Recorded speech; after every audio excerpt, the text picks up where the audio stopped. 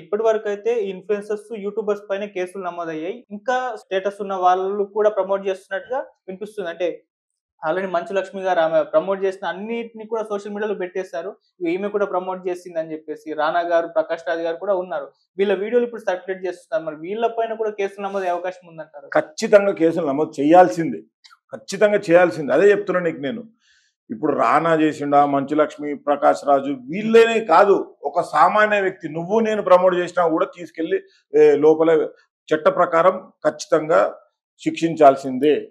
ఎందుకంటే ఇప్పుడు రానాని వీడియో చేస్తే, మంచు లక్ష్మి వీడియో చేస్తే కోట్ల మంది ఇన్ఫ్లుయెన్స్ అవుతారేమో. మనం కూడా చేస్తే 50 మంది ఇన్ఫ్లుయెన్స్ అవుతున్నారు.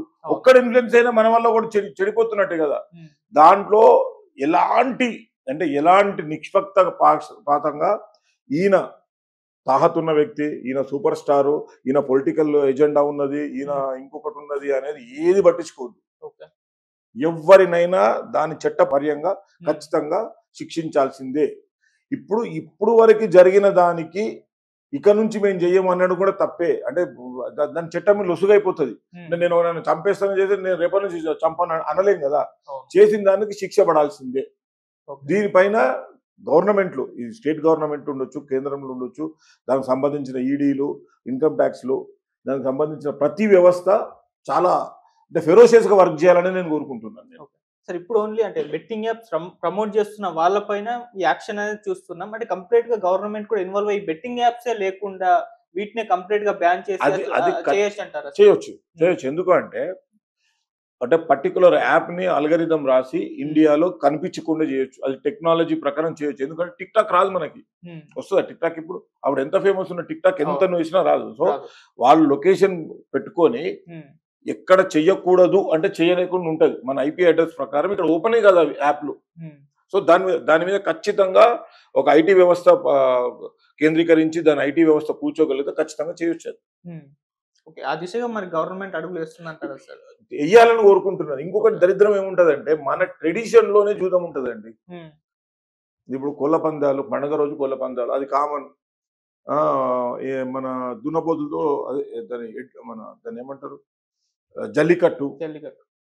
సో ఇలాంటివన్నీ పందాలు, బండ పందాలు, ఎడ్ల పందాలు, కోళ్ళ పందాలు, ఈ పందాలు అనే కల్చరు మన ట్రెడిషన్ లో ఉన్నది.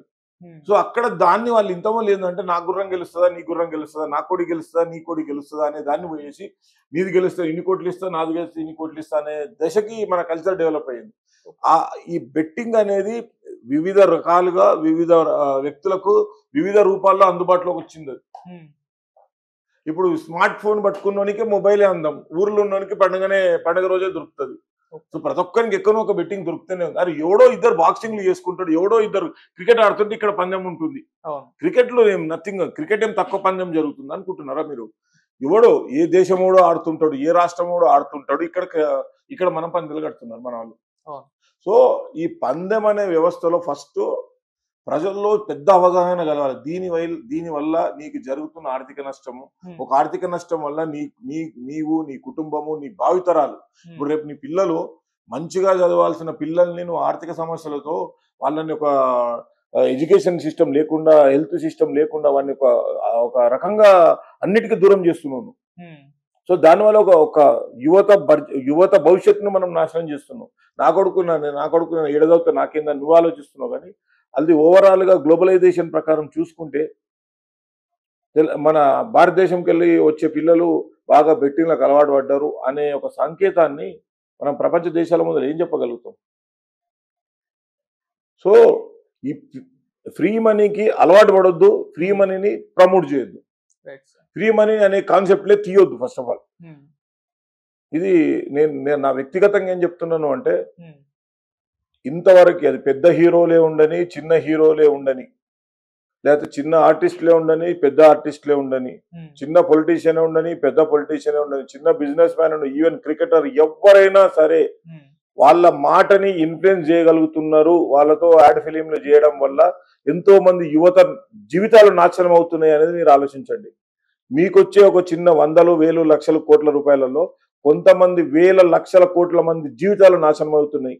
దీనిపైన ఆర్థిక వ్యవస్థలు, ఐటీ రంగము, ఈడీ రంగము, ఐటీ అన్ని రకాలుగా చర్యలు తీసుకోవాల్సిందని నా మనవి. నేనేం చెప్తున్నాను అంటే పర్సనల్ గా నాకు ఎవరిపైన శత్రుత్వం ఉండదు, కానీ రేపటి యువత భవిష్యత్తును ఆలోచించుకుంటే ఇప్పుడు చేసిన తప్పు వాళ్ళకు తెలిసి చేసినా తెలియక చేసినా వాంటెడ్లీ చేసినా డబ్బు కోసం అయితే చేసిరు వాళ్ళు. ఖచ్చితంగా ఏ ఇన్ఫ్లుయెన్సర్ కూడా ఫ్రీగా చేయడు. ఒక బెట్టింగ్ యాప్ ను ప్రమోట్ చేస్తున్నప్పుడు అది తప్పు అనేది 100% తెలుసు బ్రదర్. ఎందుకు అంటున్నాను అంటే బెట్టింగ్ లో డబ్బులు పోతాయి, అసలు దాంట్లో వేరే మోడలే లేదు. ఈ రోజు 10 రూపాయలు వచ్చినాయి అంటే 100 రూపాయలు పోనీకే మనం ముందుకు అంత అంకురార్పణ వేస్తున్నట్టే. కాబట్టి బెట్టింగ్ యాప్ లో వీళ్ళే కాదు, ఇంకొంచెం రీసెర్చ్ చేసి ఇంకొంచెం ఇన్వెస్టిగేషన్ చేసి దీనికి కర్త కర్మ క్రియలు ఉంటారు, ఆది ఆర్టిస్టులు అంటే ఆది నుంచి వచ్చిన ఆర్టిస్టులు అందరూ. సో వాళ్ళను కూడా పట్టుకోవాలి ఫస్ట్ మనం. సో వాళ్ళను ఇన్ఫ్లుయెన్స్ ఎంత చేసిర్రు మీరు.